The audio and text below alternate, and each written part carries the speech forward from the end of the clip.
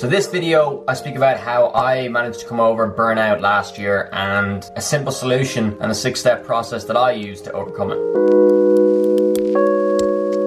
Okay, so welcome back to the channel.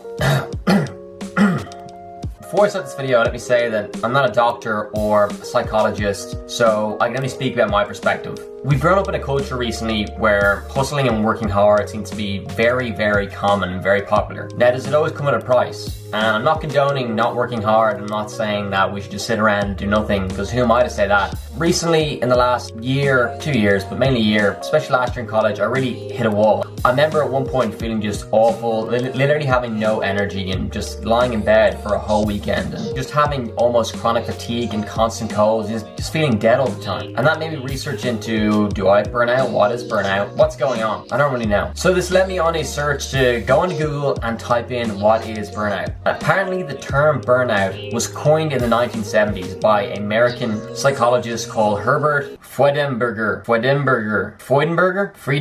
one of them. I try not to butcher his name, but it's on the screen. He used the term burnout in high stress professions, usually in helping professions. For example, doctors and nurses who would sacrifice sleep and sacrifice other things with high stress to deal with helping others, and would often end up being burnt out as a consequence. He described it as being exhausted, unable to cope, and almost listless and just lack of motivation. Nowadays, the term isn't just used to these helping professions. It's becoming more and more popular in other areas of societies, whether it's being a student like myself, or whether it's being other occupations or other jobs. People do more and more self-sacrificing in order to meet a particular goal. It seems that now it can affect everyone. People are stressed out in their careers, stressed out in their life, and for me, this is when I hit a wall. Then I found a little definition. Dr. David Ballard, who works for the American Psychological Association, mentioned burnout has really a lot to do with experiencing chronic stress. In those situations, the demands of being placed on you exceed the resources that you have available to deal with the stressors. Commonly known as chronic fatigue, exhaustion, a lack of motivation, cynicism, frustration, health issues, poor cognitive function, and a result a slipping job or job performance. In other words, you're just really exhausted or chronically fatigued, apparently. So from my experience, all those symptoms what I was feeling. Now I can't really say it was burnout or define it as burnout because there is no real definition for burnout.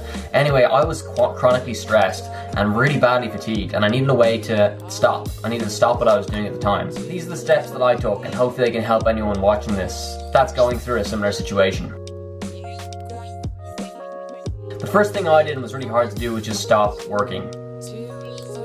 Now, I know it's easier said than done. People have very big obligations, responsibilities, but even taking a Saturday off or just a day off work to help you relax, I found that was very beneficial for me. Just a small moment or a full day where I took off just to completely stop working altogether. Or you can at least change what you're doing. Instead of working, you can work on something else for the day, but just not make it seem like work. Or going somewhere different would really help me refresh and relax and open my mind to new things and not make me think about work or just take me out of the thing that I was doing.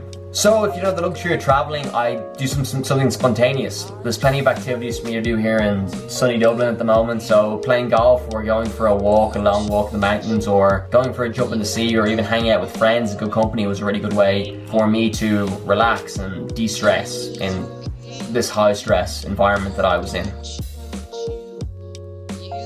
The next thing I did was take a break from caffeine and alcohol. Now, this was very tricky, as per my last video that I gave up caffeine. And one of the main reasons why I gave up caffeine and minimized my alcohol was to fix my sleeping habits and to fix my chronic fatigue and to fix my chronic stress. This and doing this really helped my energy levels and made me revive or feel like my body was coming back to normal and kicking and producing energy again.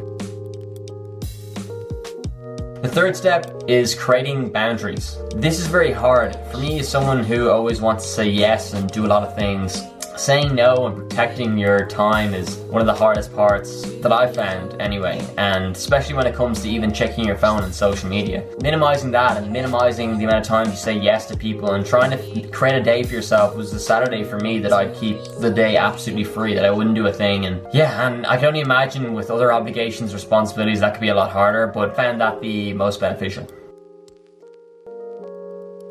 Take care of your sleep and your exercise more, but mainly take care of your sleep. first thing I reevaluated was my sleep. If I wasn't getting 7 to 9 hours sleep a night, and again, I know it's hard for most people to even think about getting that amount of sleep, but if it's for a short period of time, that's absolutely no problem. Like, we all go through, I anyway go through sprints of getting small amounts of sleep for a short period of time. Then I try overcome that by getting longer sleep in other periods of time. Now, I don't do that as much anymore. I try to consistently get 7 to 9 hours sleep by just going to bed earlier, or if I have the luxury of a free day, trying to fit in a nap.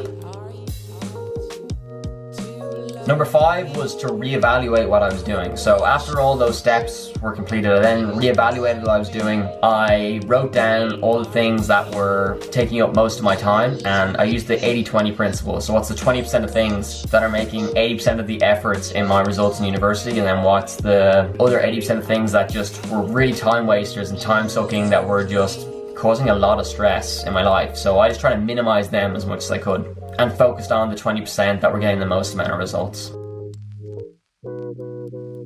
Finally, I asked for help. I was lost and looked up a lot of videos or things on Google, how to overcome stress, or how to sleep more, or how to overcome burnout. But asking for help, someone who's close to me, was probably the best thing that I did, and just telling someone that I felt that way. They're like very understanding, and it was a lot easier to then overcome the next thing. But now I find that I've set more boundaries for myself, and I'm a lot better with getting more sleep and not pushing the boundaries. But I think, in my personal opinion, I had to push that boundary at a certain time to know what I was kind of capable of doing, and not knowing and not wanting to go there ever again.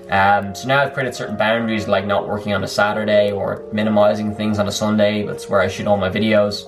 But that's really helped me in the long term to fix my sleep and to help me lower my stress or to overcome burnout. But again, I'm no expert. These are just things that I went through and steps that I used to overcome a so-called burnout. But again, if you're really feeling terrible and chronic stress and all these bad things, I highly advise you should go probably see someone, not just watch my videos. But hopefully one of my steps can help one way or another, but I highly advise you to go see someone. That's the majority of my steps. So folks, if you enjoyed the video, I appreciate if you subscribed and give it a thumbs up, as it really helps the channel. Until next time, and hopefully you enjoy the video. See ya!